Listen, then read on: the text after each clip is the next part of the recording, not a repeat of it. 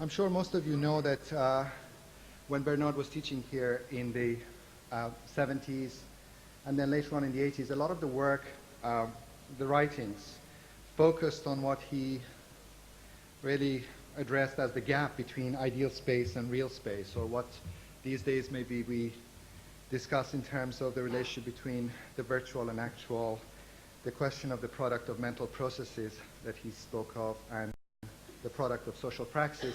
Many of the projects, like the La Villette, in some sense, address this, this relationship, and in some way try to create a kind of synthesis, or in a way, or bringing these issues closer to each other. Somewhere in one of the publications that was produced then during this period by the AA, Bernard spoke of the subject of eroticism as a kind of analogical concept. And he said that just as eroticism is the pleasure of excess rather than the excess of pleasure, so the solution of the paradox, this paradox of the dualities between ideality and reality, or the virtual and the actual, so the solution of the paradox is the imaginary blending of the architectural rule and the experience of pleasure. So I feel in a sense that some of the earlier projects were trying to very much address this, this topic. But I think more recently, especially in the case of the Alfred Lerner project, that is going to be the subject of a publication by the AA, I think Bernard has also had to deal with a whole variety of other kinds of paradoxes where he's really building in the context of New York, where I think previously, for example, in the case of European projects, the issue of construction has not produced the same kind of paradox that he has to address in the States, where, for example, the technology that he deals with is very specific in terms of the mode of collaboration, the relationship of this technology to European practices, and how that becomes possible in the context of New York. So I think this is in a sense a new chapter in many ways, to see how Bernard is really specifically addressing this topic of technology and its relationship, in a sense, to the continuation of the production of the experience of pleasure. Would you please welcome Bernard Tschumi?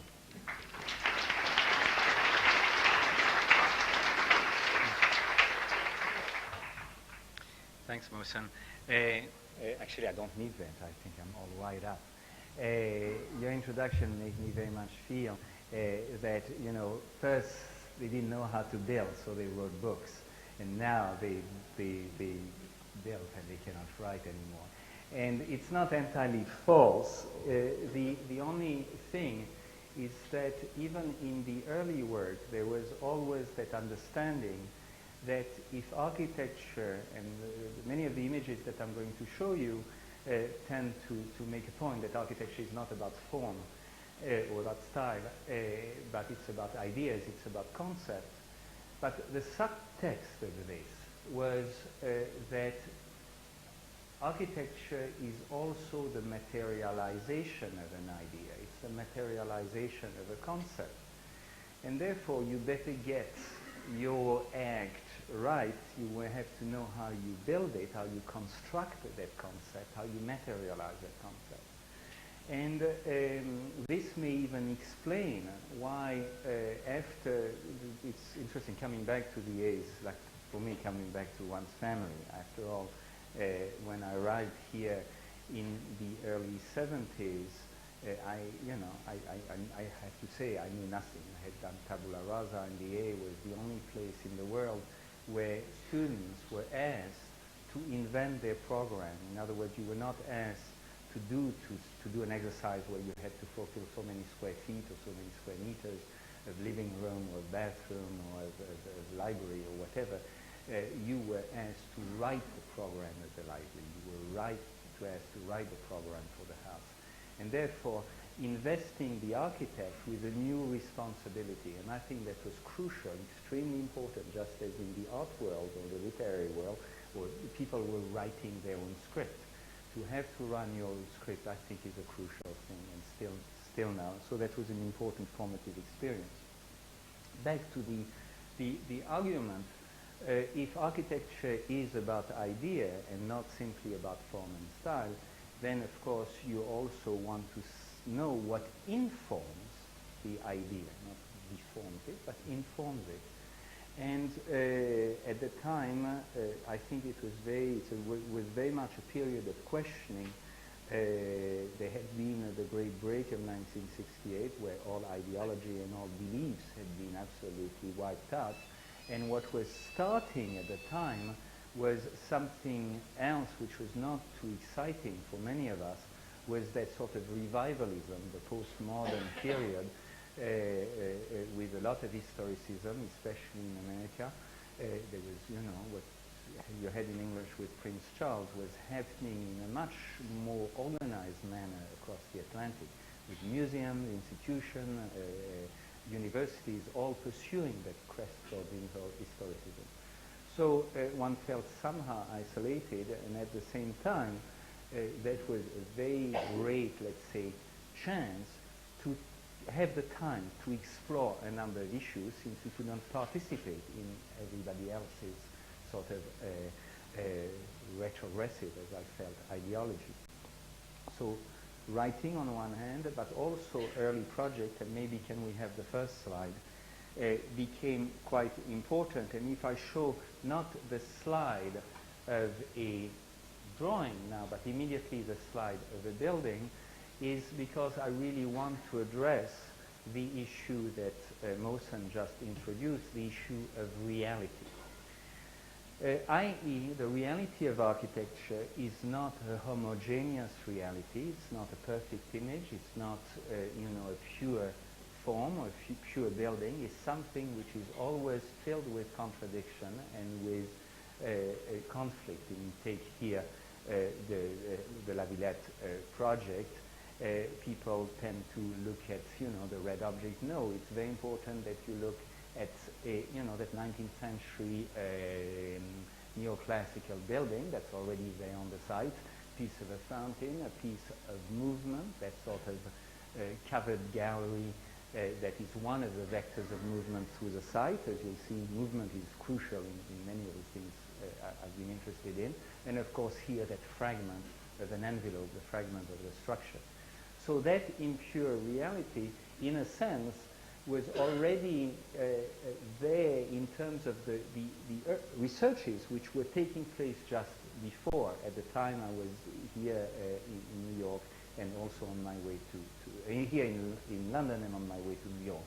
So next. At the time, doing those pre-building explorations, I was fascinated by another area. You know, I think that architects are never alone in the world. It's not an autonomous discipline. We are part of the general culture, and it is interesting to see what's happening, is happening in the art world, in the literary world, or in this case, in the film world. You might try to focus it a tiny bit. And so I would take scripts from, not even scripts, sort of excerpts, sequences, as here in the case of Dr. Frankenstein fighting with a monster, and being interested in the fact that cinema is also about the movement of bodies in space, and that the space is as much of a protagonist of the action with certain directors as the actors themselves, started to map the choreography of those people fighting, turning the arrows of the body the bodies into the movement into a solid. The vector becomes a wall. Then the reversal takes place, so that the wall becomes a space, and so that you arrive at the so-called space of the fight.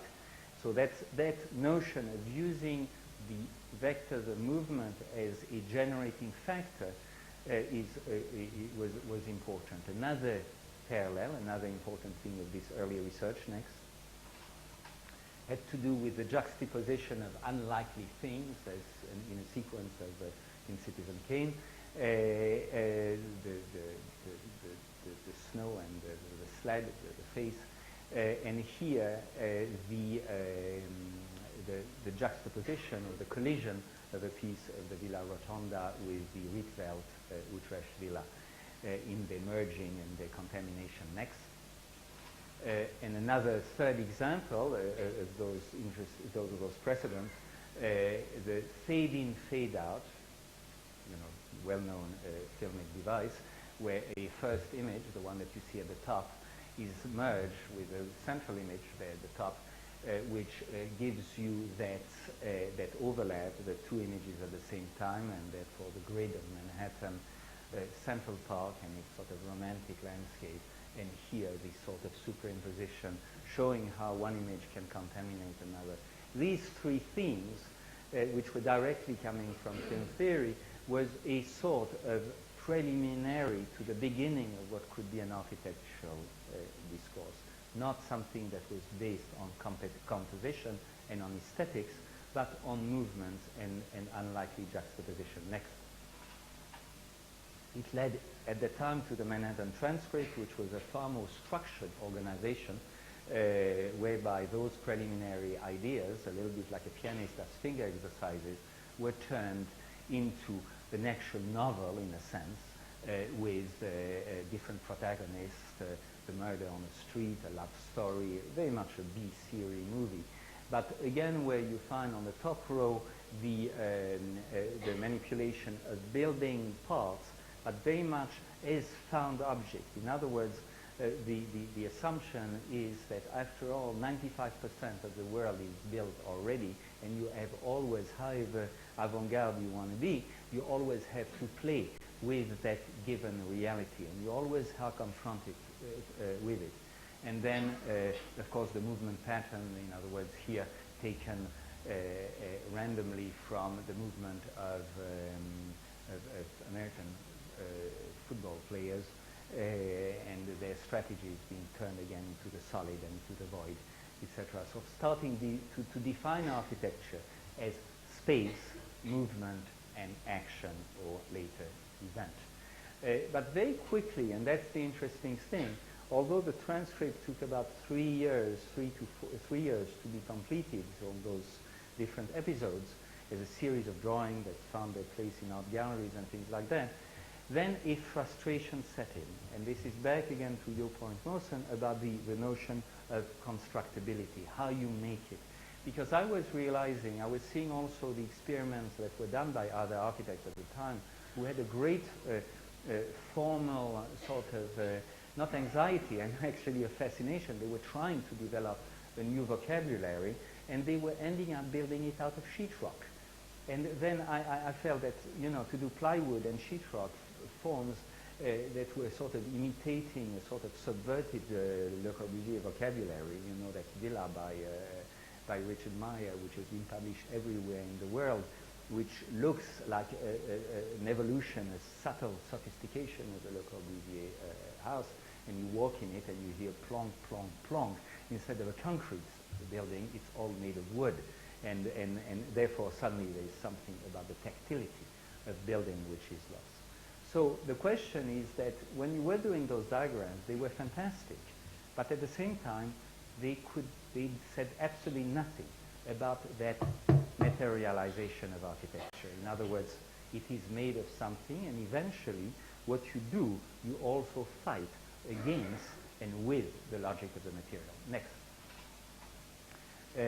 Actually, in this particular case, it was even the continuation of the logic of the word that was taking pieces from the Finnegan's Wake of James Joyce, and trying to find a common denominator. The reason why I have this slide actually was that this was done at BA in 1977, long before the point grid of La Villette, whereby every student had been given a piece of the text by James Joyce and had to develop a building around one of these points, which were like the common denominators, and eventually I did one thing myself. But the interesting thing about that notion of the common denominator is that you have, if you want to build something at one moment, to focus on a concept. In other words, you will see in every one of the projects I'll show that that overriding a concept, that idea that takes over in a sense all the procedures and all the dialogues that you may have with everybody is always around that concept. In the case next of La Villette, it was that point grid, which became, of course, the point of follies. But how did it come about? With a program which had been given by, whatever, client body, a lot of civil servants, and a few sociologists, and whatever, who had put together 500-page documents that one had to take apart, because one of the power, and I come back to what I was saying at the beginning, VA was the first place that taught me how you would write a program or rewrite a program. We even had a word at the time, we called it the second program, to take the first program and then mash it and turn it. In this case, it was exploded and broken apart through its different components, the red being the built component, the gray being the covered areas, and here, of course, the large expanse of field. And therefore, then they were reorganized around the point grid, each being one of those common denominators. Next. And then the system of points, lines of movement, and surfaces where the unexpected may happen. Next. Etc. You know this image. Next. The important thing, can you focus it again, is that then was those generators and those vectors of movement, how you would get to build them. And it was rather interesting, some of you know that was a competition which was my first competition, which was made literally at the corner of the kitchen, on the corner of the kitchen table, with no office whatsoever and just a draftsman as an assistant. And sometime, you win the lottery. And it's the first competition out of 500 competitors. We won a $300 million project, but I knew nothing, which means that during the first few months and really the first few years, it took me several years to understand how you build things. And so, of course, you have people who are very willing to help you, sometimes because they want to take the project away from you, and there were plenty of those. And then there are those who generally have an extraordinary generosity and will actually be formative in terms of the influence they have on you. And one of those people is the structural engineer who who helped with the covered galleries, who is Peter Rice, now unfortunately deceased, but who had an extremely clear view about the relationship between engineering, structures, and the various arts. Actually, it was not only architecture. He had a great interest for painting, sculpture, and so on. So, how would you build those objects was not only a question of learning something, but it was again about that notion of, if there is a concept, you decide where you're going to put the energy in terms of materializing that concept. So in this particular case, we decided that we would use relatively conventional building techniques for the Folie, but that the covered path would indeed try to make a big breakthrough in terms of certain engineering fees, certain relationship with stability and instability and so on. Next. So in other words, it was not only about the points, the red buildings, but it was also about the movements and the technology of movements. This, I've put that image here again to make that point, just as in the very first slide. It is not about a form, it is not about these individual buildings. I always get upset with Architectural Magazine that will always show this as a sculptural element and not show the background, and the fact that if they're red, for example, it has very little to do with aesthetic values. Sure, I liked it, I sure like red. But the point is, it was playing with, that the correlation with what happens elsewhere, and suddenly makes them as powerful markers. Next. And then the next part, which is just as crucial and potentially the most crucial other disrupting elements of the pure, architecture, is of course those guys. suddenly you know that as architect, you are capable of choreographing events, not generating them. Of course, it's none of our, is not our mandate. All we can do is to set up situations that can, in a sense, trigger interaction. And so the crowd is something that, as you manipulate, I don't like the word actually, as you reorganize the program that's given to you, you are perfectly able to channel a crowd in certain direction, to know in which way the use of the space is going to evolve, and then it's being then taken over by in ways that you may or may not expect. Next, so La Villette has been an extraordinary sort of place of experiment where you have everything, including, next slide, things that, of course, you would never have designed in your life. But so suddenly you realize that the reading of every one of those buildings is like a reading of the collision or the juxtaposition of two very unlikely things. And that architecture maybe can be defined as always the reading between a space and what happens in this space. Next. And so, of course, back to the issue of technology and of movement, the fascinating thing about the movement of a body in space is that then you take it with you, in other words, that meandering promenade of the that goes through the garden at one moment turns into a bridge. The bridge is twisted in order to accompany the promenade. And here, materialization of the concept, that's where you try to push the technology one step further. And that's again done with Peter Rice. That was the new computer technology, and the new, also the builders were capable of then of developing sections and warping them and turning them in a way that couldn't have done 15 years before. Also important, and again on the discussion on form, it has nothing to do with form in the sense that the building itself is really that, very basic cube, but which is broken every time there's, I don't even want to call it the collision of a movement vector into it. It's more like the quiet superimposition of the two, and the logic of the movement start to affect the way the structure of the other building is organized, so that you don't do things as an aesthetic decision, but much more as a result of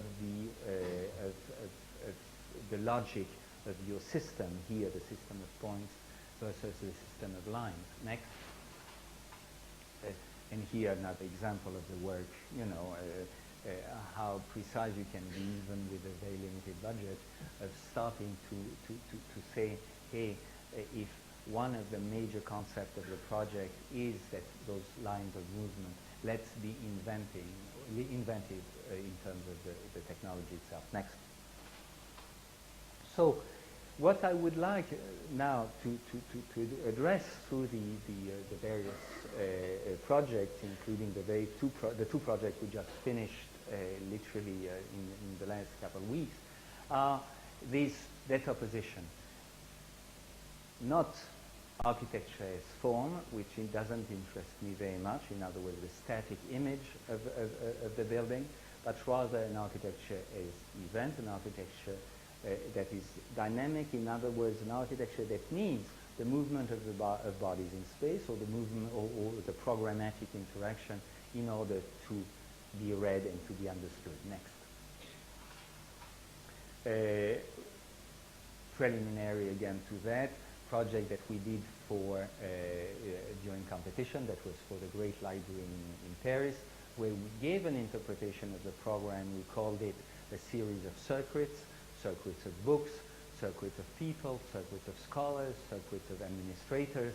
And as we had all those circuits, at one moment we found out that the exhibition circuit was best organized in a form of an oval. Next, and we said on top of the oval, next, let's have a running track. basing it on the idea that the intellectual of the 21st century would be an intellectual, and the intellectual of the 21st century was an athlete that was enough to make us lose the competition. But in any case, it was a very good beginning of looking at, if that was the concept, how certain structural systems could be developed, and again saying if the architecture is the materialization of the concept, if the concept is the running track, that's the place where we're going to test something specific. Next. Other projects that use the movement vector as a defining or rather activating factor is here for department store. The route that people take through the various departments of the department store is actually, next slide, defined as almost like a random Duchampian piece, like 3 stoppages. You drop a piece of string on the ground or in 3 dimensions, and you take it as your starting point. But in this case, of course, there's another starting point, which is the grid of the floor, and the floor slabs, and the grid of the structure.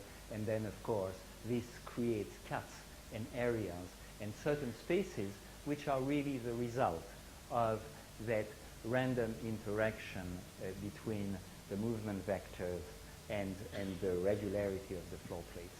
Now, by the way, don't believe a word of what I say when I say random. It's never random. We pretend, architects, that it's random, and you make sure that everything else works. But the reason why I'm saying random is that it does not proceed from a so-called compositional or typological point of view. Next. The Lausanne project is also based on those movement vectors. Interestingly enough, next. Well, no, I have to say something about this. It happened that I hate the word context because it means everything and nothing. Take what is the context of that wonderful downtown, right? Is it what is happening above the bridge, those nice, 19th century sort of neoclassical building, or is it below the bridge, those sort of working class speculative office buildings? There is no such, or the neon signs over there, or what is, those who live above or those who live below? No, maybe the context in this sense, at least that's how I was interested in reading it, is a common denominator in this city, which was that series of bridges that were crossing one valley that really cuts through the city. Next. So when we won a competition for a master plan for the bottom of the valley that had been industrial until then, we said, let's have a series of bridges, make the bridges, the logic of the bridges really the logic of the city, and develop the equivalent of 20th century or 21st century Ponte Vecchios, in other words, inhabited bridges, bridges that would carry activities. In other words, we would write programs for those bridges, one bridge for the university, one bridge for tourism, one bridge for culture, and then there was intermixing because, of course, the culture mixed with the hotel and all that, and a commercial thing and so on, each of them becoming generators of activity thanks to the movement pattern. Next. Eventually, various city governments, the problem with all these urban projects, they last a long time, and those who were elected and decided to do your project then lose the election, and you found yourself having to reformulate the project. And here, interestingly enough, as the city government lost the election, we were fired to be rehired the next day by, the city had commissioned the first project with inhabitant bridges. The state rehired us because they did the railroad underneath. And they liked us, and then they commissioned us to do the railroad, and the project, which is under construction at the moment, has a deep underneath. There are more things. The gravity is now much lower. The floor is lifted, and you have a pure infrastructure project, which is now almost pure movement, with those various vectors. But then we found something interesting as we were working with those vectors, that somehow the surface, the protective surface, the envelope, was something that we had to take into consideration, because however minimal what we were doing was, again, that no almost degree zero architecture, 0 degree architecture, you know, lifting the ground, just marking the movements, in a sense had to address the problem of the envelope. And so almost starting to develop an agenda for the architecture, not of the future, but what we were doing, in other words, saying it's the program, the redefinition of the program, it's the movement vectors, and it's the envelope. So next. So around that time, in the early, in that early period, that was exactly 10 years ago, we were asked to do a video gallery in a small town in the north of Holland, next. And we said, let's reverse the priorities. Instead of saying that video is about to be seen in a private living room and in a very quiet, dark corner, let's say that we want to make it into a public act and to be visible as a city act. It was right in the town square in the city, in a sort of little park. And we said, let's reverse the obscurity, let's turn it into glass. And this reversal being the concept, let's push the technology one step further. Again, materialization as the concept, and then the technological interpretation of that materialization. And here, using glass, in other words, here having glass beams, glass vertical supports, and so that everything would be held together by little clips. Of course, it was about video clips, so we couldn't resist playing with names. But in any case, it was important because somehow we were saying that's really the glass house. What Philip Johnson and Mies van der Rohe had done were not real glass houses, because if you remove the glass, you still had the house. You had the slab, you had the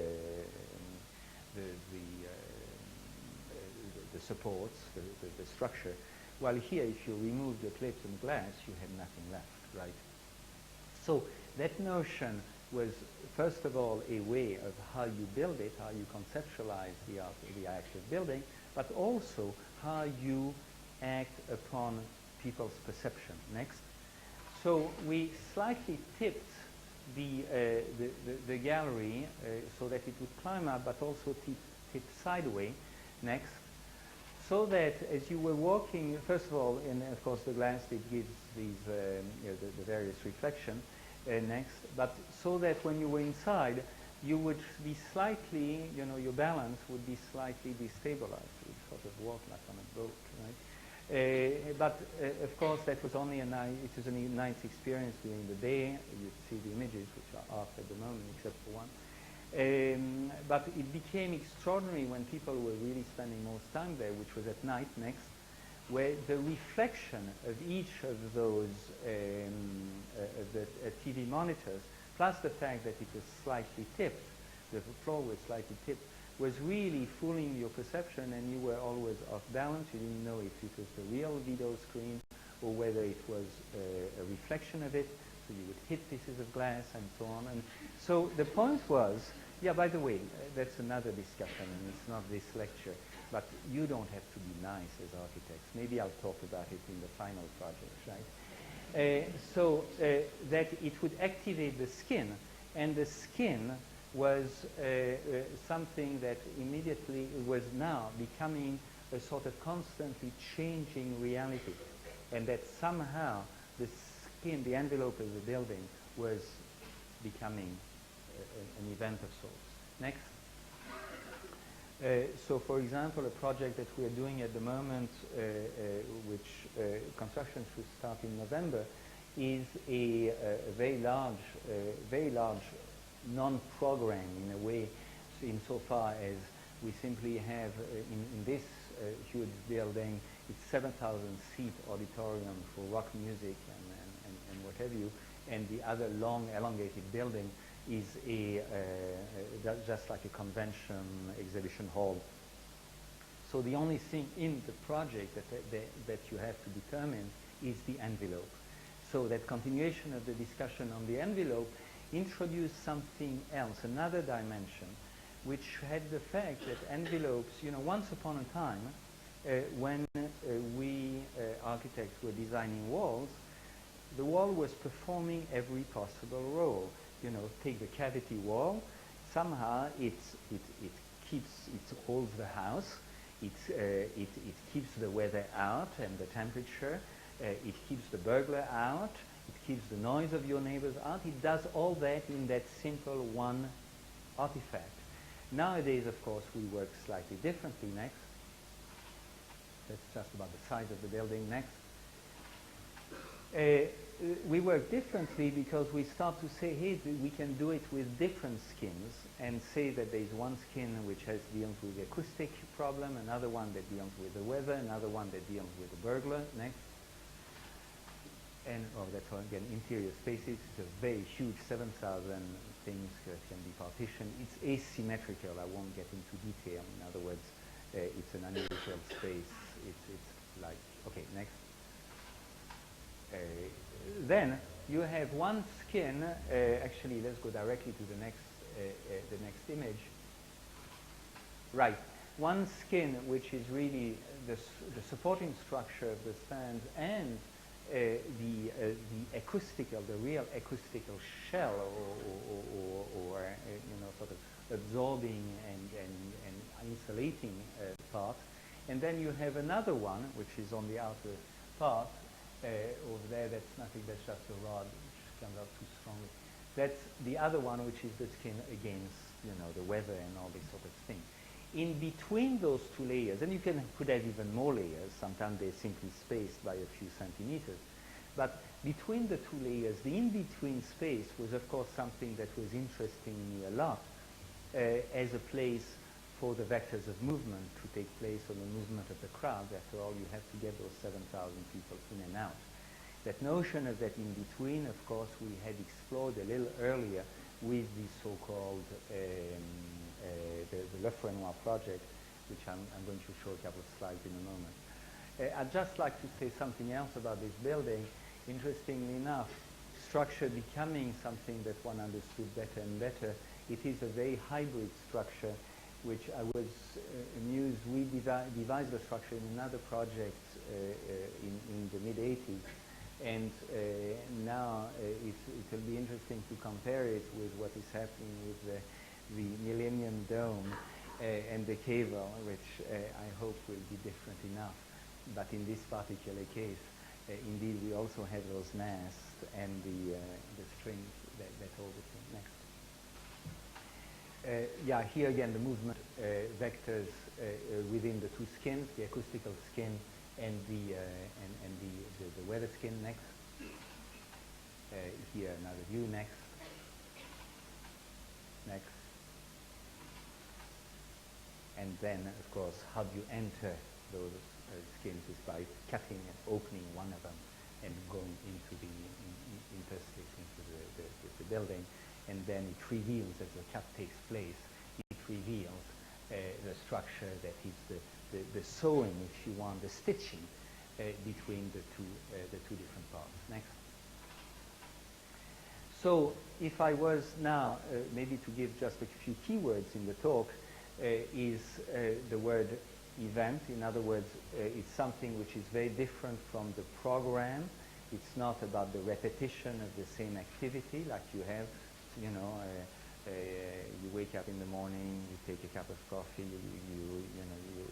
whatever.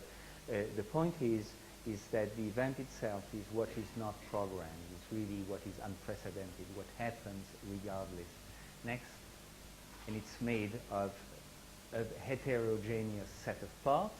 In other words, not something that you would consider as the homogeneity of form, but it's made of movement. It's made of course, the spaces themselves, but it's made of the crowds of people who move through the building and so on. Next. And then much of architecture today in its, let's say, urban capability and so on, is also about those gaps, those residues. When I say that 95% of the world is already built, it's a very heterogeneous 95%, and whatever you do within it, it's illusory that you're going to think that you're going to do a perfect, inserted, beautiful, homogeneous object. In reality, you are always bouncing against the heterogeneity of the world around you, and quite often you take over those gaps and interstices. Next. Then therefore, indeed, what you do as an architect, you somehow play with the spacing. I like the word to make space a verb, the spacing in order to give place to those events. Next. So the case of Le Fresnoy, and I think it's been published enough, I won't spend too much time on it, but was interesting in the sense that that heterogeneous reality, those found objects that existed already, was something that we selected to deal with. Really, what had been asked for us in that competition was to get rid of those buildings in order to put a brand new art and film center, which really had to do with crossovers between disciplines. In other words, the idea that painters can use video, that musicians can use the computer and so on, so that somehow you always talk about multimedia and never about autonomous discipline. And that notion of the crossovers interested me because, first, predictably because of what I've said before, that notion of the heterogeneity, but also because somehow they were very practical thing. In those spaces, you had in those buildings, you had quite extraordinary spaces, very large, with very high ceilings, much larger than what the budget would have allowed normally. So I started to say, hey, what can we do with it next? And the roofs were quite extraordinary, but completely rotten. The building had been unoccupied for about 30 years, so you can imagine, and not maintained, so you can imagine in which state it was. So we said, well, let's try the following. Next, let's put a big umbrella over it, and in the umbrella, in the roof, we're going to have all the HVAC, all the mechanical systems, and simply plunge them into the building from above. And then the building also required to have new parts, a quite considerable amount of new building parts. And so we said the roof is also going to act as the common denominator between the old and the new, not unlike what was happening at La Villette, in a very different move, but the same intention. The point grid of Falaise has to unite the disparity of a large museum of science and technology, which is 300 meters long, a 19th century market hall, a highway, an industrial canal, and the very smallness of each of the points of the point grid acts as that a common denominator, and I used to call it the largest building in the world because it was a discontinuous common denominator. In this case, here the roof then becomes the huge thing that is the common denominator between the various parts. Next.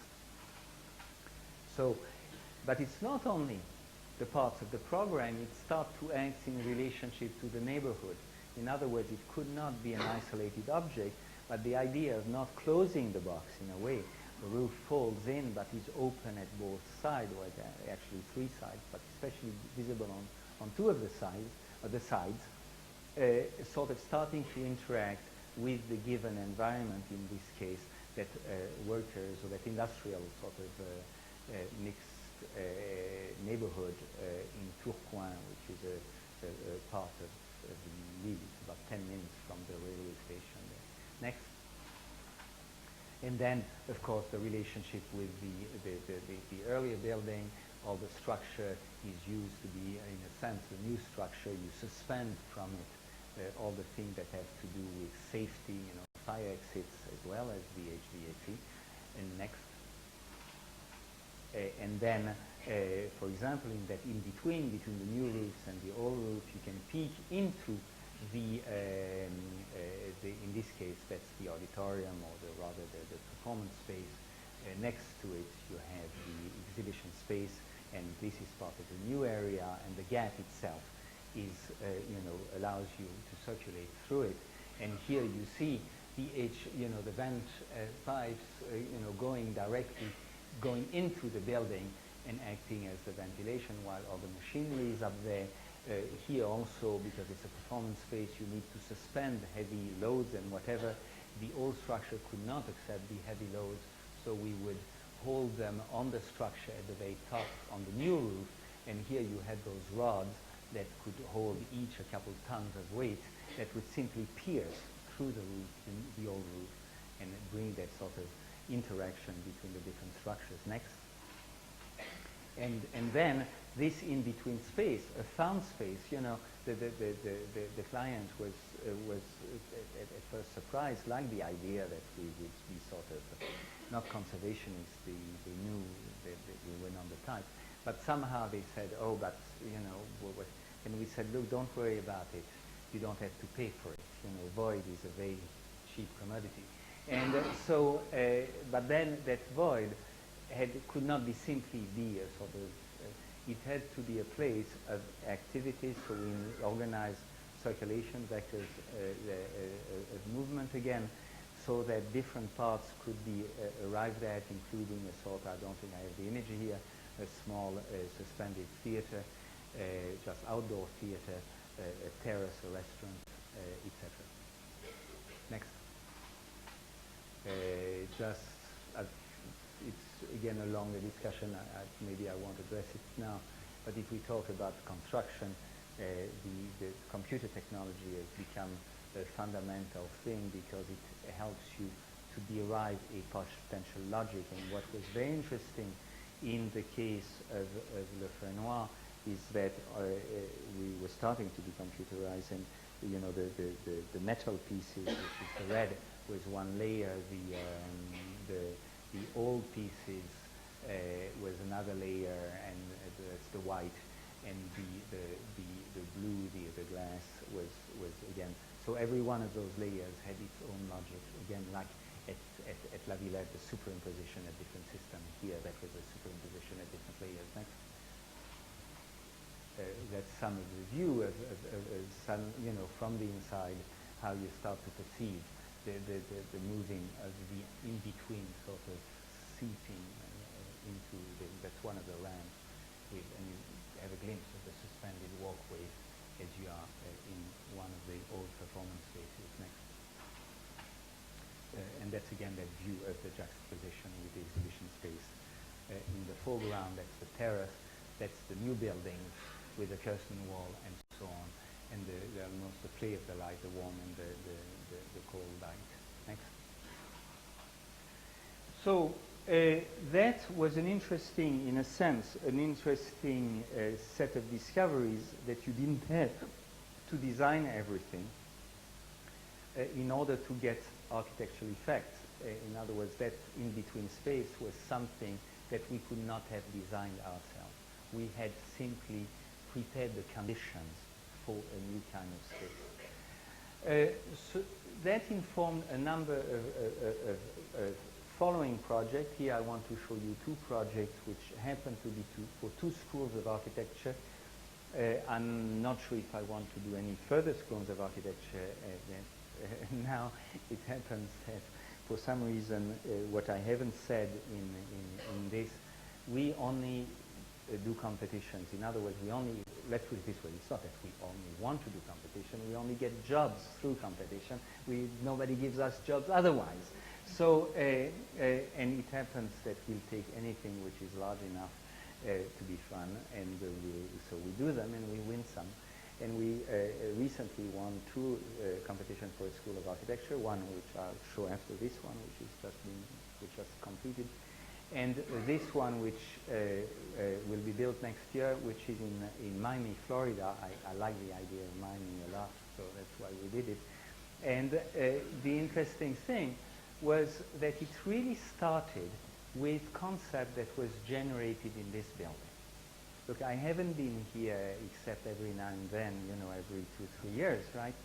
But what I remember distinctly that the action and the invention, at that time there were no studios in Covent Garden or whatever, it was all happening right here, right? What was very clear is that the action, the conversation, the polemics were not in the studios. There weren't any studios. It was not really in this room. You know, there's not that much interaction which is possible. We discuss it outside, in the staircases, in the bar, in the members' room. And suddenly it is those leftover spaces which are the most important place. And then years later, I found out at Columbia that it was exactly the same thing. The real discussion was not happening in the studio. It's too crowded. It doesn't quite work. It was happening just outside on the steps, on the staircases, on the landings. And that was those interstitial spaces, those in-between spaces, those spaces of circulation, that was the most active spaces. So, and close to of course, the lecture hall, right, and the exhibition hall and so on. So I thought, hey, what about trying to stage this and to design a school of architecture where the undefined spaces become the unprogrammed spaces become the most important.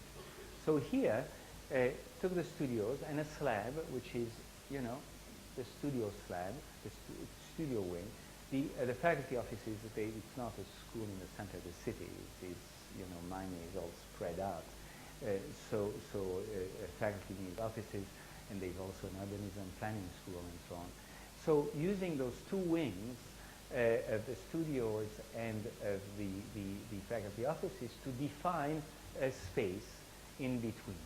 And in that space in between, again, trying to activate that space. So having two activators or two generators of activity, one with the library and the art gallery, and the other one with the auditorium and a sort of unprogrammed space where you have a cafe and so on. So, and then, of course, using that as the sort of knuckle or the node of movement as it allows the movement from the faculty wing to the studio wing and so on. So taking the assumption that, can I have some more slides, I think, that somehow if these were very generic building, it was in those two generators or activators that I could sort of focus the technological invention. Again, back to the concept of the notion that architecture is the materialization of the concept. We were saying here we were going to be fairly straightforward and doing something specific, special with those two buildings. Next. That's a view from away again with the two bars, the two and the two object building acting as activators. Next. Interestingly enough, probably because of the unusual geometry of the two activators, the new softwares actually derived for or developed for wind tunnel techniques and so on allowed us to introduce something which I don't know if it helps us with the client, but the notion that because the weather is extremely hot there, to channel winds, prevalent winds, in terms of bringing a gentle breeze into the courtyard at all times as a way to articulate the geometry of the tube. Of course, it's a little bit like what I said earlier with the random route through that department store when I said it's pure random, but don't believe me that it's all about channeling air streams. Next. And then, of course, the movement vectors as they wrap around the generator or activator. Next. Some other views of, you know, I didn't want to bring those stuff, but that's, again, one of the first projects which was really derived through using walkthroughs and computer animation. Next. The other project, oh, by the way, it's funny when I mentioned this previous image of the computer-generated concept this time, not only images. Here we work also, I tend to scribble and to do these shorthand things, because you find out that the computer is, let's put it this way, too precise and not very intelligent. In other words, it tells you more than you want to know. And that's very often, you have to focus on one particular thing. And it's so misleading that, for example, in our office, we find out that we are back to using very dumb, boring cardboard models on everything we do, because the computer is so willing to serve that it does anything you ask the computer to do. But if you forget to ask something, you're in trouble, because it's not going to show it to you. Right? The model always shows you things. Next, as an aside. So back, similar concept, similar almost typology, to use an old word. The slab, the wing of studios, the wing of faculty offices. That's a much larger school. The previous school was for 400 students. This one is for 1,200. And then these define a very large interior space, 100 meters by 30 meters. And that interior space has the red piece is like an auditorium, and there's another underground auditorium, and it builds up a sort of landscape, interior landscape in that huge, almost urban plaza. In orange is the library. Next. So the section is defining, again, that interior space, that space that I would call also space of events or space of appropriation, since it's not entirely programmed. Back to the saying that what happened was really happening in the bar or in the members' room or in the hallways. Here you have, yes, the cafe, the bar, the exhibition hall, and then spaces here for further exhibition, or juries or reviews, etc. And at the top of the auditorium, again, some special sort of unprogrammed space that can be taken over by either students and faculty. And then a car park on the ground floor. Everything is elevated one level and carved into it, the auditorium. Next, the large auditorium. Some views, again, they're misleading. They tell you more about software and electric image than about the space itself. But again, emphasizing the fact that you deal with a space that needs to be taken over. Next. So some of the view of the building in its two phases. We've built from here to here so far, using this time not colors in the notational sense of La Villette or of Le Fresnoy with the blue walkways, but here simply using very basic material, concrete and aluminum panels that we designed ourselves, and then the interior with a lot of perforated wood for a variety of reasons, psychological as well as acoustical. Next. So some of the building as you see it right now, literally, I mean, it opened on the 15th or the 7th, I think, of October with 300 students. That's a view of one of those metal panel faculty building. A view into the hall. Next. That's as you enter, but this time from the second phase. Those are actually temporary glass panel, but you start to see into the large interior space with the auditorium. Next. The auditorium, again, that play on materials, that's here crucial. This is expanded metal that gives us the outer skin of the building, which is there in a sense to cover some of the circulation and also all the HVAC and so on. And then you have the second skin here, which is the acoustical skin. Again, that game of the double skin. So it's almost like a box in a box in a box. You have this box, you have this one, then you have the box of the interior space and the one of the studios. Underneath, you might try to refocus again. Underneath here an exhibition area, and behind the cafe, we see other pictures, the administration, the studios. Next. The studios on the right, the wood is not that red, but it doesn't matter. Again, with the acoustical perforation to the space is always very hard surfaces. This is concrete, wood, and of course the metal. And the sheds, using an industrial vocabulary, this is purely galvanized metal. It's not painting. There's practically no paint neither this building or the next building I'm going to show you. I'm always suspicious of what people do when you leave the building and they repaint it and select another color scheme. So next, another view of that, at that nice time when you start to mix natural light and artificial light, the gallery, the sort of metal gratings like in a store. That this one fixed, but sun comes down to protect the exhibition instead of glass. All those, by the way, all those educational buildings are really done on a very, very low budget. You know, they have to work exactly in the same budget as the secondary school, so it's always tough. And then, of course, the walkways. So this, unfortunately, all these set of pictures are by professional photographers. I think the ones, I'll show you a few others with the other building, where there are a few real people, but where you start to see the activation of the walkways as soon as the building is being populated. So in a sense, in terms of demonstrating my argument, those pictures may tell you about the construction and the way it is built. It doesn't tell you about the other part, which is the movement, the dynamics of the event. Next. So other views here, again, of the different parts.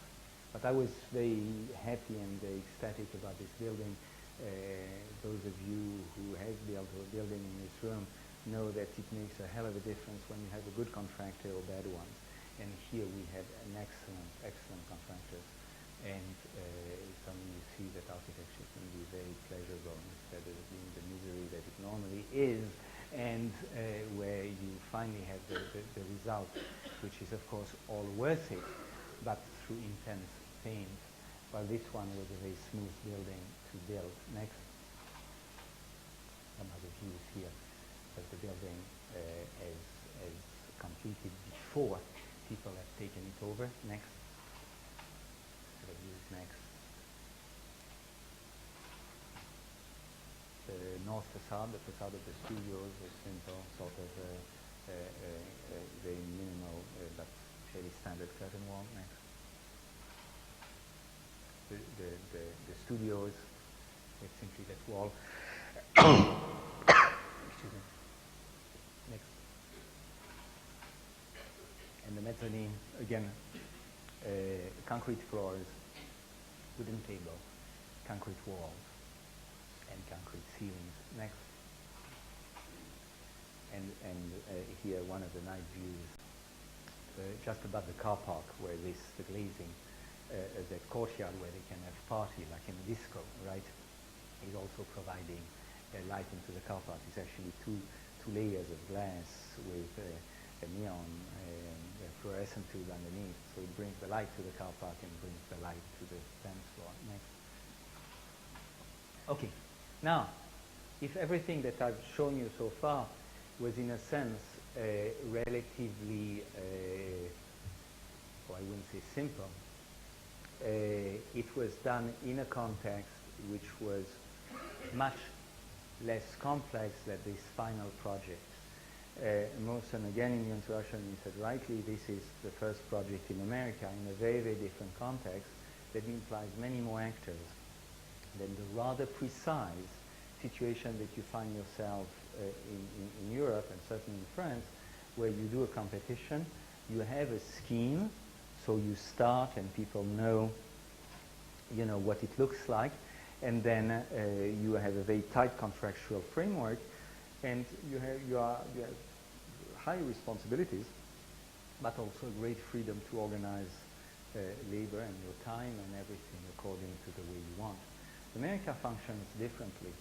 Not only do you have a much looser situation, the architect is hired before the client wants to knows what he or she or they want to do, so you have to help them, you know, give birth to the monster. You have, literally you write the program with them and it takes forever.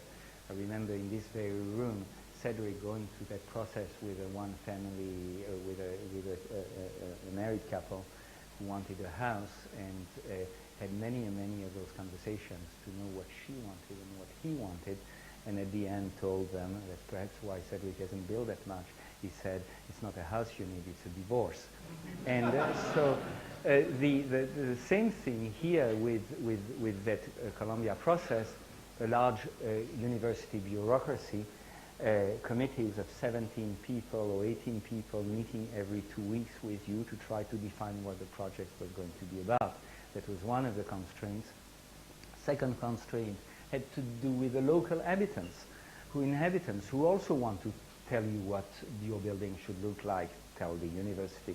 And all the local inhabitants said, you have plenty of those brick buildings around, that's what you have to have. Next.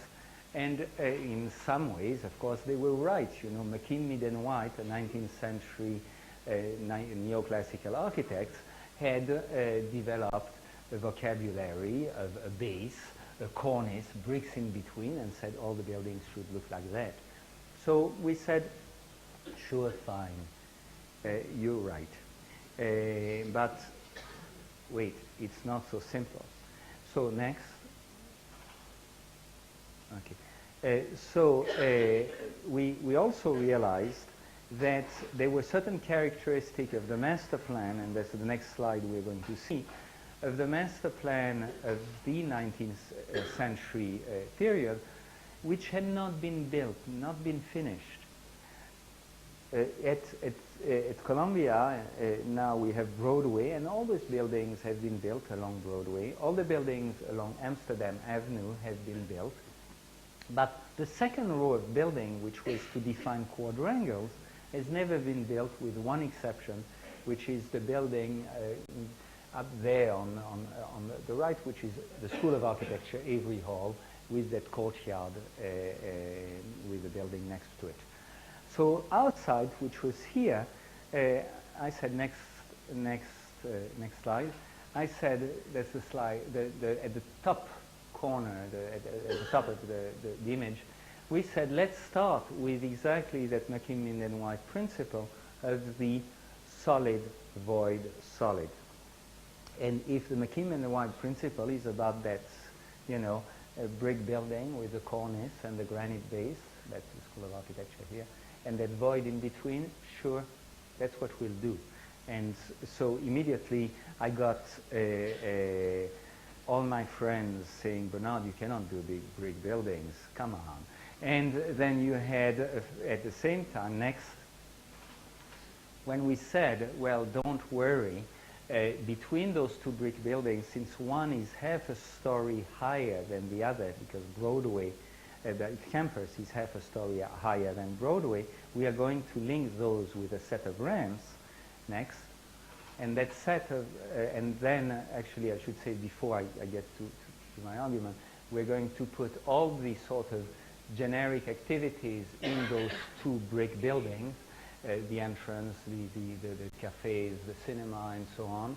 We're going to put them, and the huge auditorium will be in the void, with all circulation here in the void as well. Next. And the same thing, as you go up, you have a lot of meeting rooms in the two brick buildings, or student club, and where you have those blue areas, that's where you have the black box and experimental theater. You have actually an orchestra room now. The program has changed since this diagram was made. So saying that somehow, hey, there was a twist. McKinley and White, the master plan architects of the 19th century, had told us about this wing, the campus wing, had told us about the Broadway wing, but they told us absolutely nothing about the in-between. Again, you recognize the strategy of the defining two wings and a space in between that needs to be activated, and of course that was through circulation. So here, the set of ramps next. Also what interested me, that void, to make it as transparent as possible, to keep the voidness, the emptiness of it.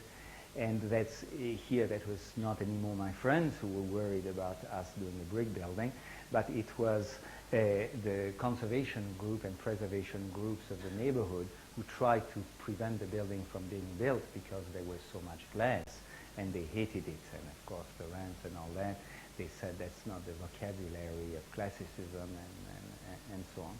So suddenly we were really caught between a rock and a hard place, because you had your friends who said you cannot play the quote contextual game, and you had the preservationists who said you cannot use the glass. Next. So, by the way, some of the diagrams of the construction of this important thing, well, I'll come back to the team in a second because I think that's an important thing. Next. So actually, no, I should just get into that notion of the team now. To build in New York is a very, very different thing than building here or certainly in France. You're dealing with a number of different trades, and the trades are all unionized, and they generally don't talk to one another. So, for example, actually, can we have the slide before the prior slide, prior again? Okay. When you say that you have steel rods holding the glass, and in order to locate the glass, you need to have a steel worker who turns a spanner while you have a glass worker who adjusts the thing. In New York, it's a no-no. You're not allowed to do that because in 1921, there was whatever class struggle between the union of glass workers and the union of steel workers, and now since then, if there's a glazier on the site that arrives before all the steel workers have left, the steel workers will go on strike.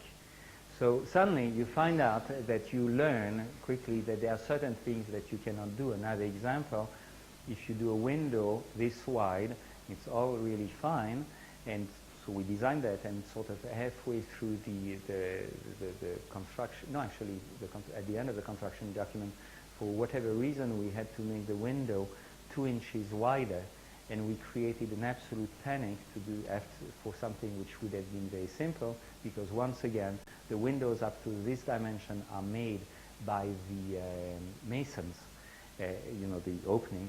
But if the opening is any bigger, it's the steel worker who puts the lintel. And therefore the whole phasing, the whole scheduling of the building becomes entirely different. And so these constraints were very interesting. Another constraint which was interesting is that this type of very delicate, almost like watchmaking, engineering is somehow shunned or very badly regarded by the construction industry in America, who like to have a very different type of thing, which is actually, let's go to the next slide, next, who like to do this sort of thing, really heavy steel members, which are material intensive, use enormous amount of weight of steel, but are labor, do not require a lot of labor, of course, but as a result, the skills have completely disappeared on the building sites, and no one is able to do some complex fabrication. So to compare, on one hand, the normatives of this very heavy structure, which is the interior of the building and the 2 wings, next. Again, with this, look at this truss, where the rams are being suspended from one of the trusses. The 2 trusses holding the rams are the glass rams, rather. There are 2 sets of rams going in one direction, concrete and steel rams, and in the other direction, the glass and steel. Part of it is being held by that conventional beam, which is built really like in the 19th century, sort of heavy mass. Next. But then the other truss that holds, it's spanning 100 feet, 30 meters. The other truss is extremely delicate and a totally different type of technology. And then it was very interesting, as we were trying to have these rams fabricated, we had to go through a so-called bidding process, which we quickly saw we had to have bidders from England, from Germany, from France, because the American construction industry absolutely was adamant that they would not do a thing like that. They literally redesigned it by putting sort of intermediary support here, redesigning the beams exactly like what you've seen inside, with these huge I-beams, and a totally different technology. Next. Here, the truss, the light truss between the two stone wings. Next. The beginning of the interior space. Next. The assembly process of the ramps that were manufactured. The winner of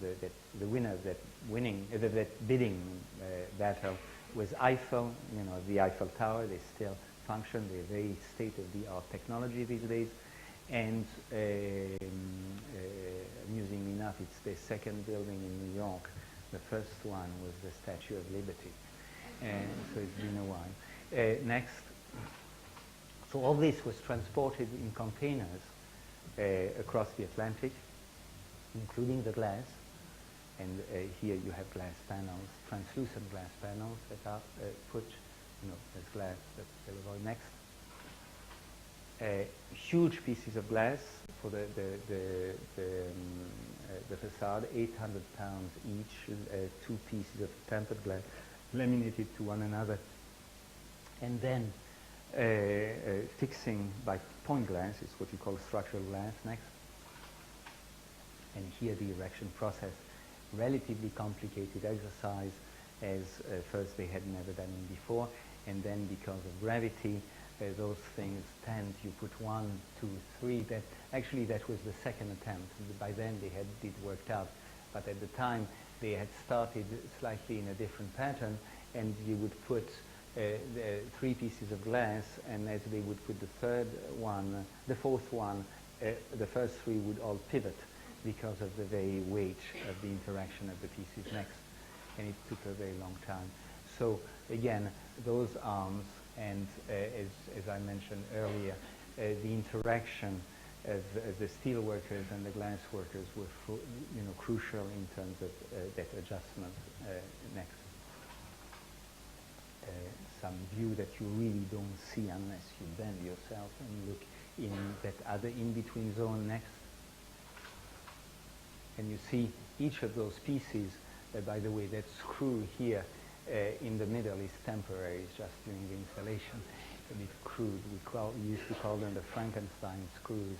And these are, you have 2 types of claws. Actually, can we go to the previous slide?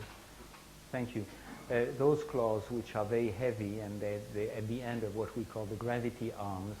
In other words, they support the weight of the glass. And then the lighter claws, you see one here, which simply deal with the wind load and the suction on the glass.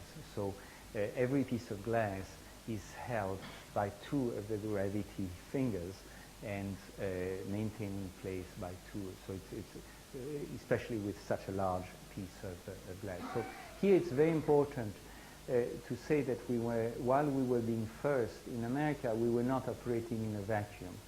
Somehow the precedent for that had happened in the early 80s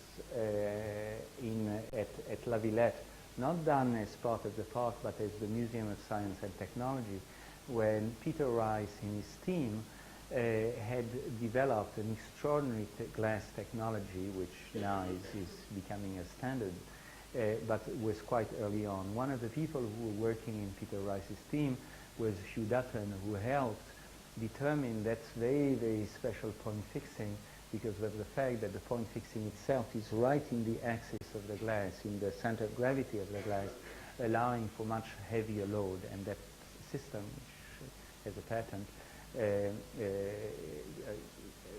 is much, let's say, performs so much better than any of the other systems, which generally use eccentric, sort of slightly removed fixing, which brings a flexion in the glass and makes the glass more fragile and therefore smaller pieces. So here these are absolutely the largest pieces you have in North America at the moment. Next. And yeah, again here the piece and so on. So in other words, you had on one hand the normative, next, and the normative is, fine. The logic of McKinley and Wine with the granite, the the break and the cornice, and we just continued that. The building under construction. Next. The building is completed. Next, and actually, keep it for a second. Interestingly enough, we had here, the 19th century architects had put a granite bullnose, a solid piece, and we felt uneasy about this. It was just going too far, we felt. So since here, this articulation between the granite and the brick, I decided it's the back of the cinema, that's the fire exits of the cinema. I had decided to use glass blocks, so I thought let's continue the glass blocks and do the bullnose in glass blocks. And the client hated it, said, why don't you do it out of granite, that's the way it should be. I was resisting it, and then we agreed to do the bidding process and to have the two, one of them as alternate. And this came out at $250,000, and the glass blocks came out at $50,000. So they said, "Oh, Bernard, you're a genius." And, next. And so that's the view again, using the same material. So that's not where the issue is, but it's of course what happens inside. Next. So deviance. Next, after the normality or the normative, and that's one of the views at a certain time of the day, because the building changes enormously from early morning when you get some. It's a north facade, of course. You couldn't do that if it was anything else, but a north facade, you'd get in trouble with all sort of energy conservation things. And here you have you may have light shining on the concrete ramps, and of course still seeing through the metal and glass ramp. Next. And then the interior with a very, very strong transparency as you see the rest of the campus. Also in Center in America, there are many generally tend to be very introverted affair. Here we got all the circulation looking towards campus itself, with the suspended here, that big truss I had shown earlier, holds rods that suspend the three layers of glass ramps, and then the other truss. And here you have the other ramps with the mailboxes. I should say, in terms of the program, when you enter the building, you enter the building over here on the campus side. Either you go down half a floor to the auditorium, we'll see in a second, or you go to the bookstore, or you keep going down further down to the nightclub, or you go up half a floor to the cinema, or you can take a shortcut, that's one of those shortcuts, to go to the dining spaces, which are here, or you can keep going to the mailboxes. There was that very tricky thing that we had to install 6,000 mailboxes in the space. And then further up as you saw before, the experimental theater and so on. Next. That's a view from the other side. Here, two of the shortcuts. Again, material that's black terrazzo, perforated wood, and concrete, raw concrete, sort of fairly rough thing. Next. That's another view of the glass ramps, translucent glass, and again, that view of the two wings. Next. And then that notion of the transparency is extremely important, because it takes, in a sense, you have those various layers. As you have the ramp space, then you have the lounges, and next, and then it carries through the void of McKim, mid and white, those, the master plan is carried into the auditorium, and here you see the auditorium. And when you are inside the auditorium, you can see through that huge oblique windows into the space itself. It's also interesting, there is a perception distortion as you are in those spaces, not unlike the Groningen video gallery. Because of the slant, you don't know what is vertical and what is horizontal and what is oblique, and that keeps you, in a sense, awake. And whatever, acoustic glass, so you can use the auditorium without hearing what happens elsewhere and so on. Then we can have a long, long discussion about, again, the relationship. You see the air vents and the HVAC and all that. All this was done on, I had an enormous amount of difficulties. Whenever we were designing something new, they would tell you, like in this case, putting the visible ducts under the acoustical ceiling. You never do it like that in New York. You always put the duct above the acoustical ceiling, and the acoustical ceiling hides the duct. To have the visible ducts going through a glass thing, I was always told it's not up to industry standards. And in a sense that whatever was not up to industry standards was only bad. So I could say that everything was better. Next. And then the auditorium itself, very large, multi-purpose for dances, banquets, crafts fairs and all that. 1,100 people with partitions. And here, very importantly, the cinema which is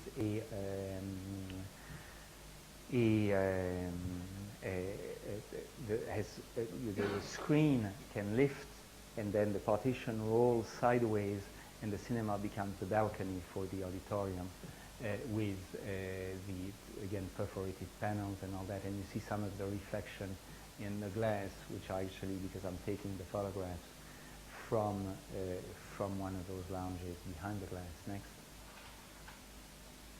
The mailboxes with the acoustical absorbing panels. We call them the acoustic sponges, because again the materials we try to avoid to have those popcorn ceilings that you see everywhere. So it's the raw concrete and the terrazzo, the metal, and the next, the mailboxes, which are extraordinary opportunity to do a 4 millimeter thick aluminum wall, which is 100 foot long. I thought I like that. Next.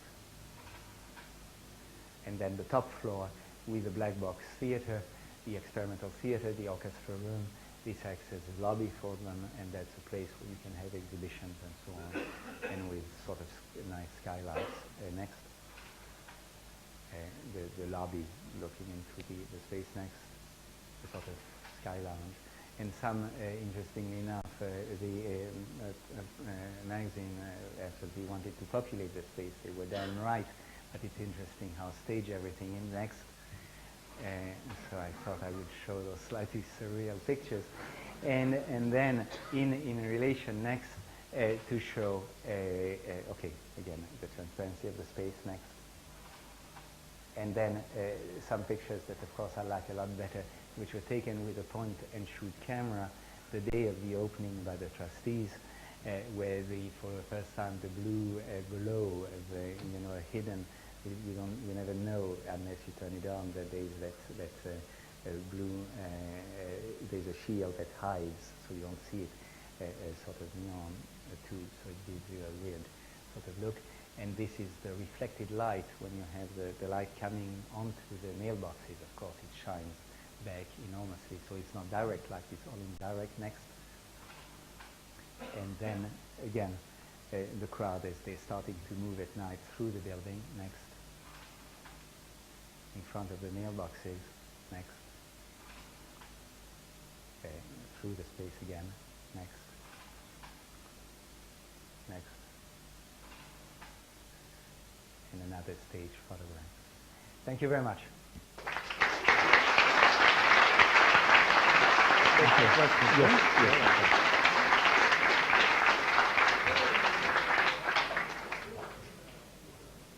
Someone maybe open one of those windows. I think there's no air in here, but I'm sure Bernard would take some questions.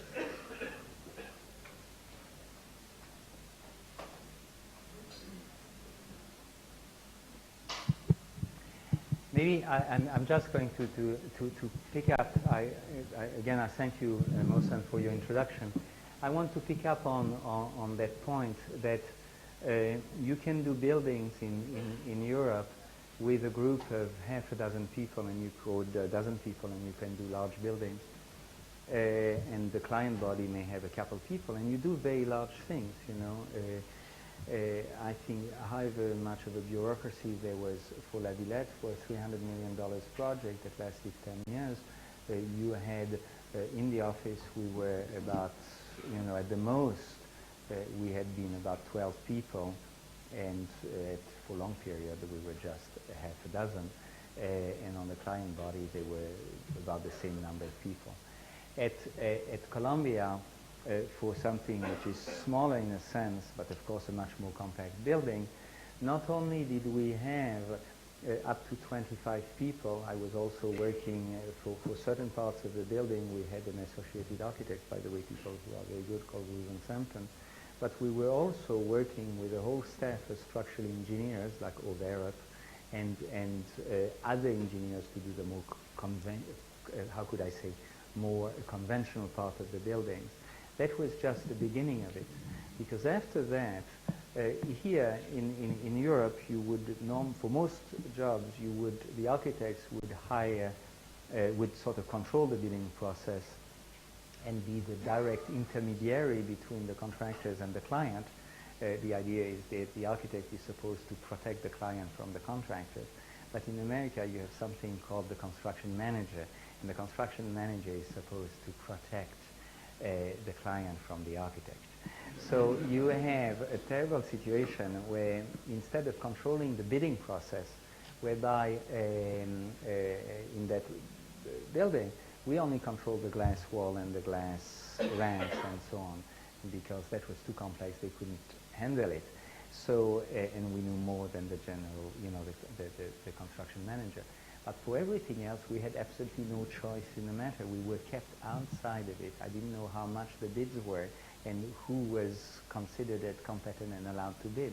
So for example, for the precast concrete part, when it arrived, it was completely warped and it had the different colors and all that, because they had chosen a cheapest bidder who didn't have all the qualification, because he had only done highway dividers in New Jersey, right? And suddenly so you find yourself in those strange situations which multiply the large number of people.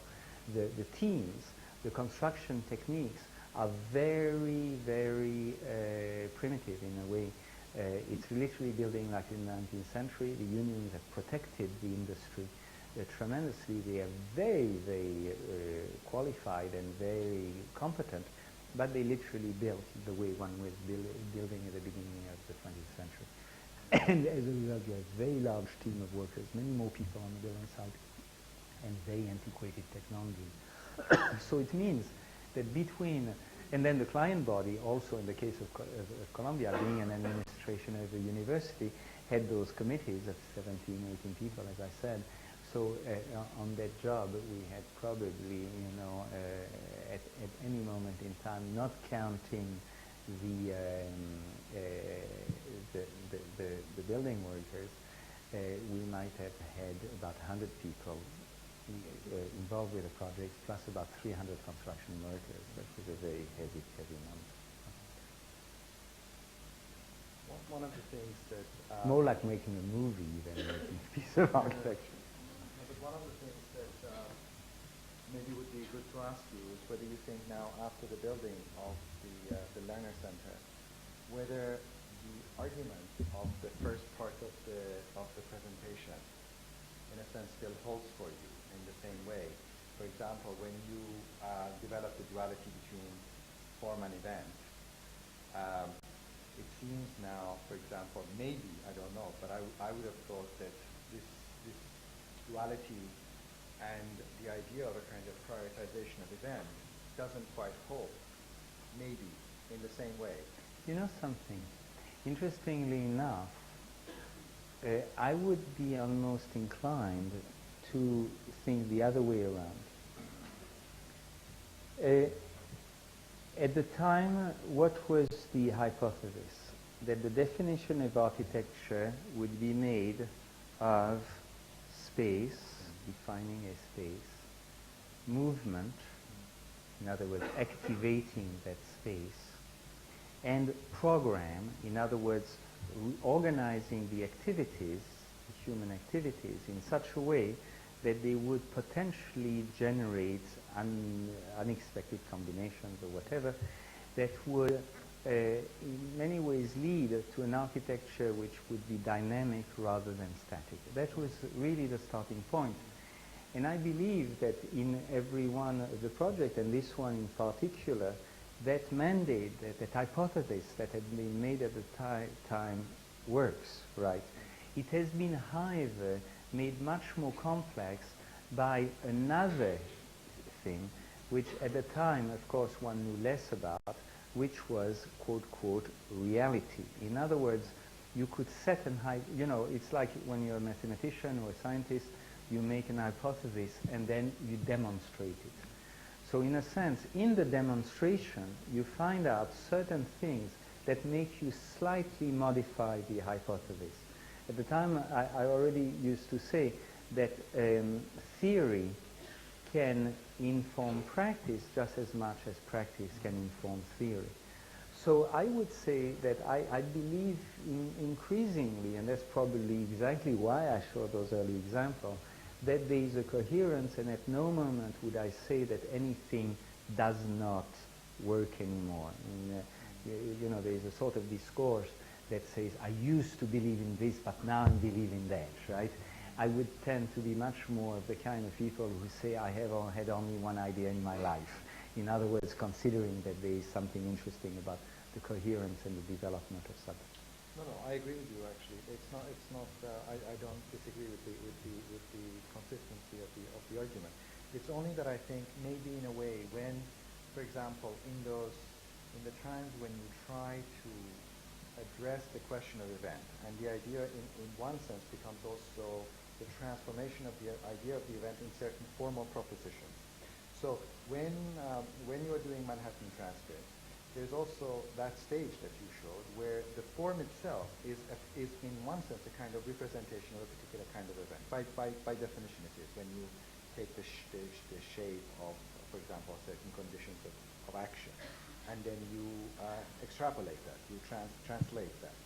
So I'm saying, in a way, it's possible to say that these forms are also representational of this particular condition. In the same way that you were critical of the concept of the image, these forms are still somehow dealing with the condition of signification. They're saying something about a particular event, even though you have now, through a multiplicity of stages, distanced this event from the final form. But nevertheless, there is a kind of there is a certain relationality that exists between the events. Now, the thing that the only thing that I'm thinking is that in terms of for example, the Lerner Center, now you're constructing a certain set of relationalities that are embedded or they're part and parcel of this relationship between the form and the event. And in a sense, they are more to do with your, for example, discussion of the sectional connections of spaces or how something relates to something else. And they're less related to the tradition of the image in one sense, because you're dealing more directly with spatial conditions. Like in Groningen, I think this became very clear when we talked about the glass, or here when you're talking about the effects of the luminosity of the blue, or the way that the bridge works, and so on and so forth. So somehow it seems to me that the condition of form in these later projects is a slightly different condition of form than the earlier projects. That's really all. It's not a disagreement with your... Okay, but it is interesting that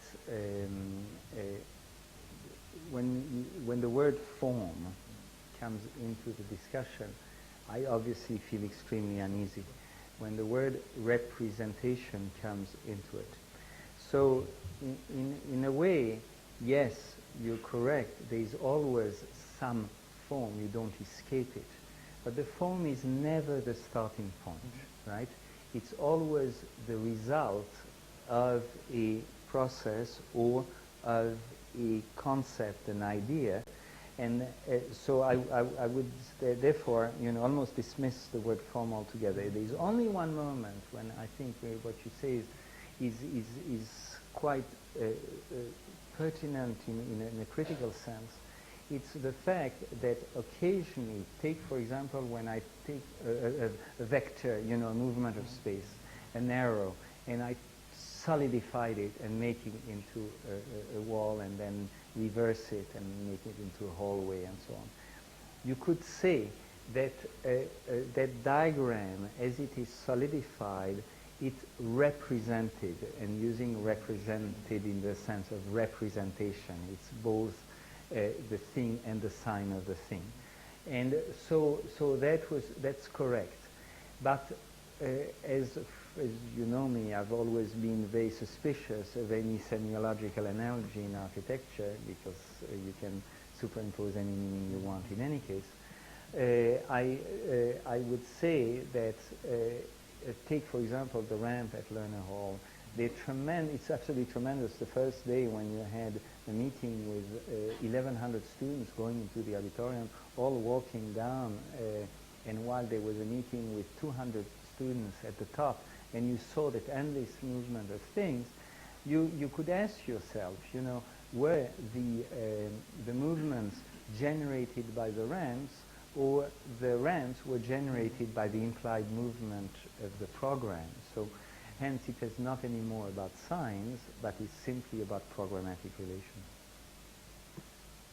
Maybe Chris there, and then we'll go to Martin.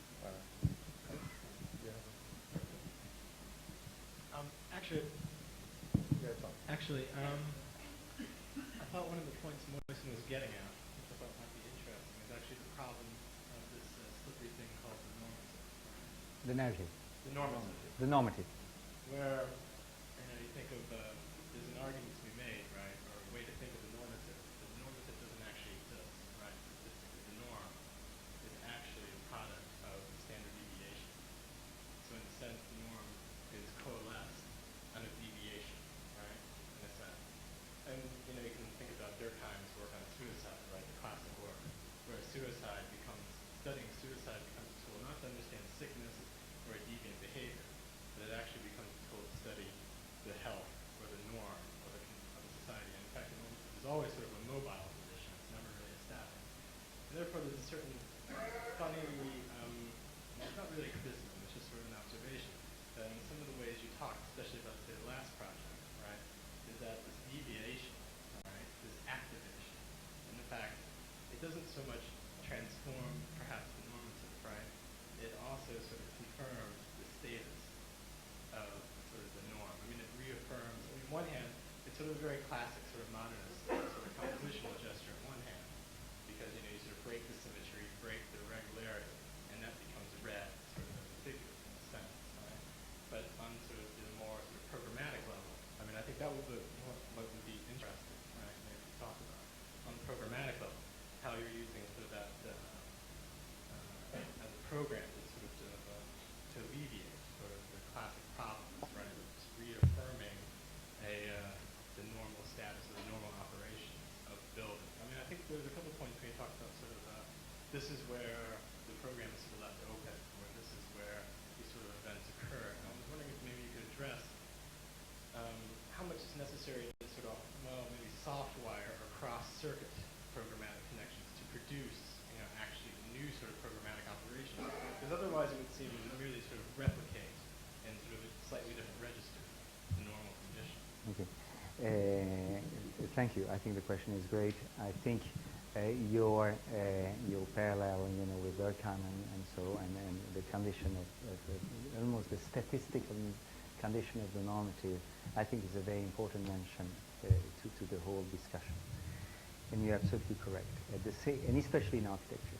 But in this particular case, I think because you were functioning within the self-imposed rule, you accepted rule, of the 19th century neoclassical master plan, right?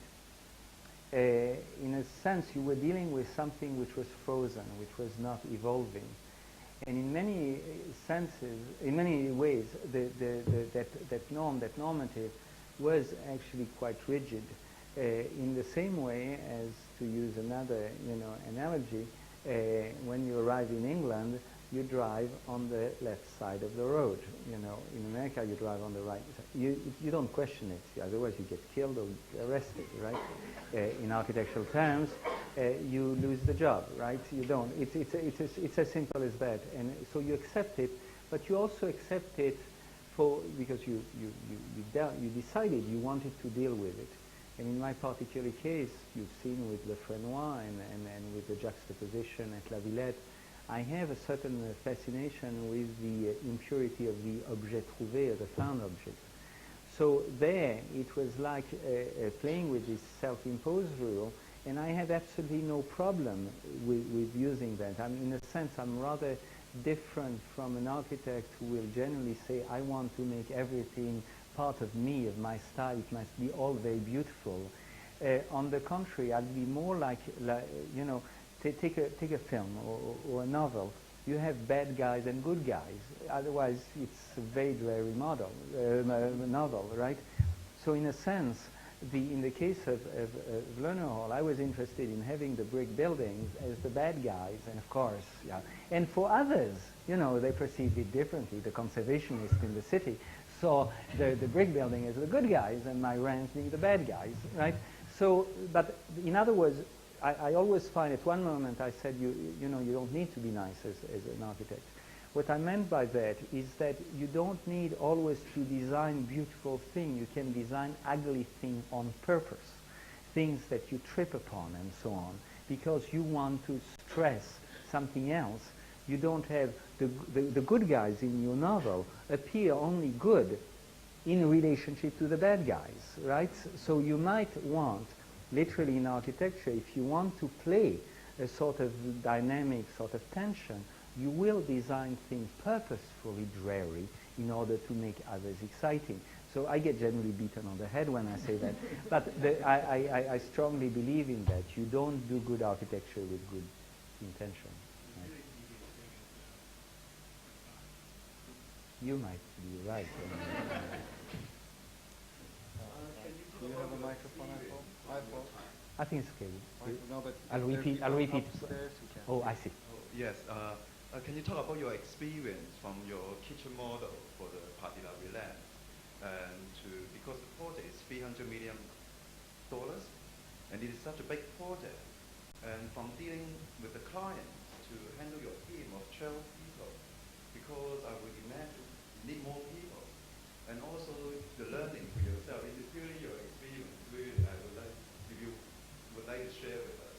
Yeah, okay. It's very amusing. It reminds me of a question of a very good architect who you all know, Arata Isozaki. Arata Isozaki was in the jury of La Villette and, you know, was probably instrumental in us winning it. And a year later he comes and he asks me, sort of with a sardonic smile, so how is it going, right?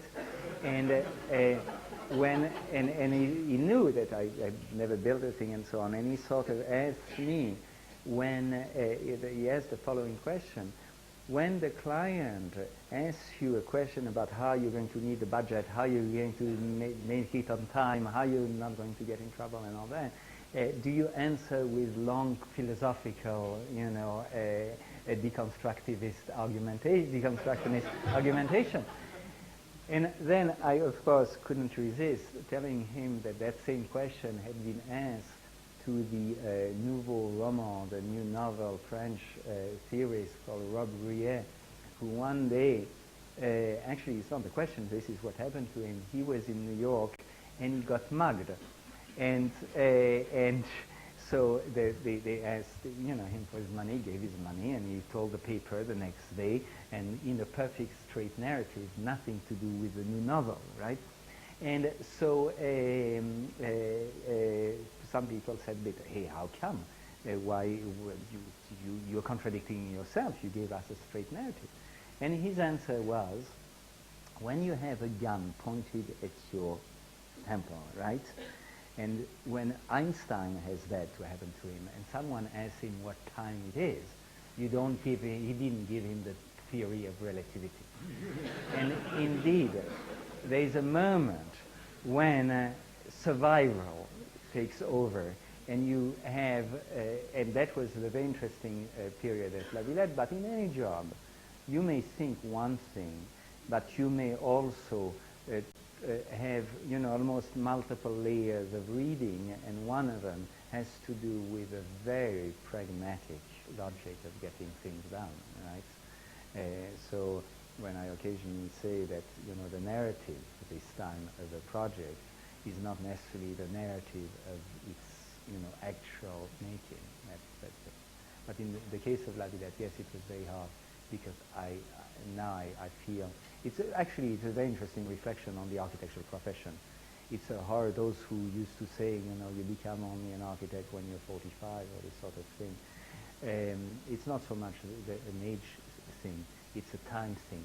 I think it takes 20 years to figure out all the things, you know, or at least 15 years. It's a very complex job, and probably that's why, you know, architects, if they don't get killed by the job, that's why they live old. It keeps them active. And so right at the back, could you pass the microphone back there, please?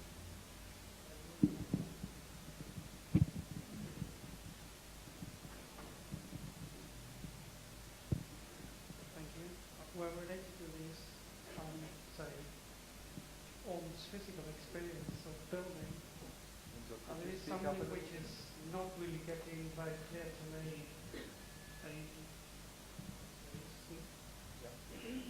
In terms of the first part of your, say, explanations, they were very much related to kind of translation of conceptual ideas.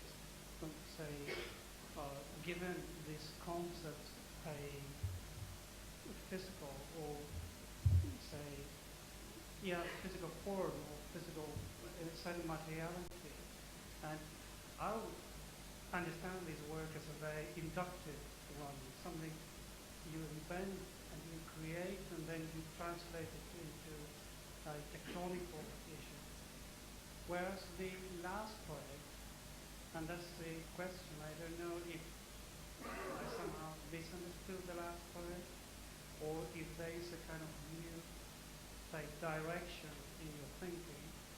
For me, it was a very much more deductive work, a very much more, say, way of reacting to the conditions of the site, historical conditions, and most probably to the conditions of the context, let's say, almost cultural context, which is probably the most important thing for that project. For me, it's very difficult to get these two projects together. Okay. Or do you want to continue, or shall I try to react? Okay. No, I think that's very interesting what you're saying, and the words that you've used, reacting to the conditions. And I like the word conditions much better than the word context, right? Context means everything and nothing. No, reacting to the conditions, somehow implying that in the last project it was reacting to the condition, and the early project it was shaping the conditions. I think the two things are the two faces of the same coin, because you always have to deal with the conditions. In the case of take two extreme cases, and I'll use to-build project, La Villette, where there are two things. You react to the condition. The conditions are a vast area which has absolutely no past or present. It's an industrial area. It used to be slaughterhouses. It doesn't matter really, or at least it did not matter to me that much. And then you have large masses, not only of built form, but of activities, a huge museum, a future center of music, a 19th century market hall, and all these sort of things. And those are given conditions. And here, you can, interestingly enough, you could have reacted in a quote contextual manner, but there was no way. There was nothing that brought it together, except when you were modifying through bringing those, the red grid of the point grid of the buildings, you were suddenly completely modifying the condition, and eventually did modify the neighborhood and everything through those activators, the red colors. So here you're correct, there was more of bringing something new, right, into something which was almost like a tabula rasa condition.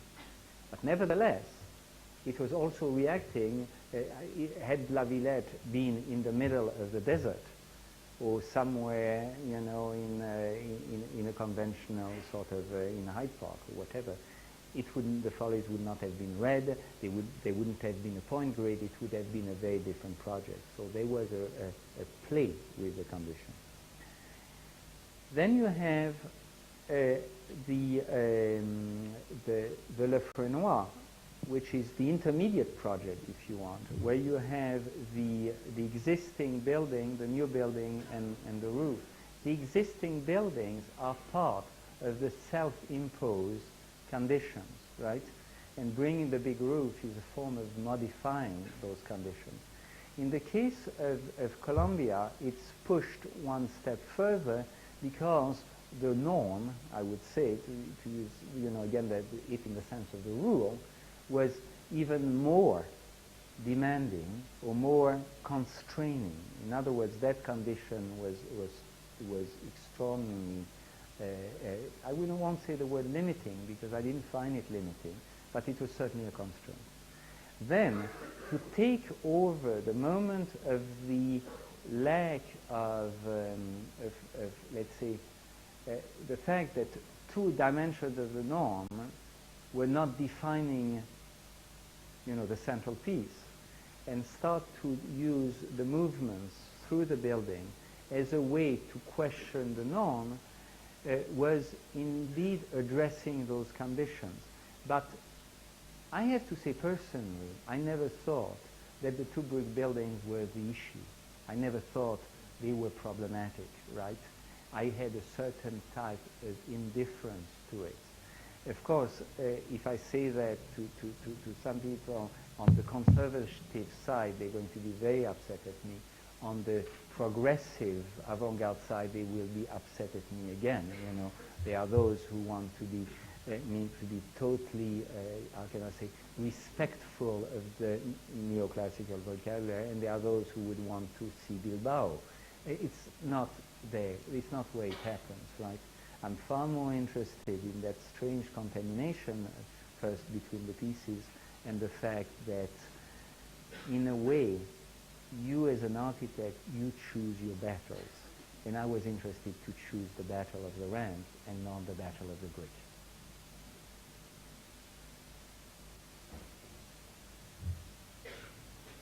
Well, since Bernard is not going to tell us about the theory of relativity, it's 8:30.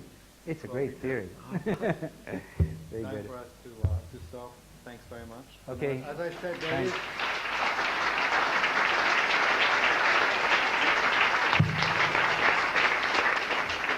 We have been working on a publication of this last project with Bernard, which hopefully will be out in due course. In due course. In due course. Good, good. Okay, it's really nice to see you.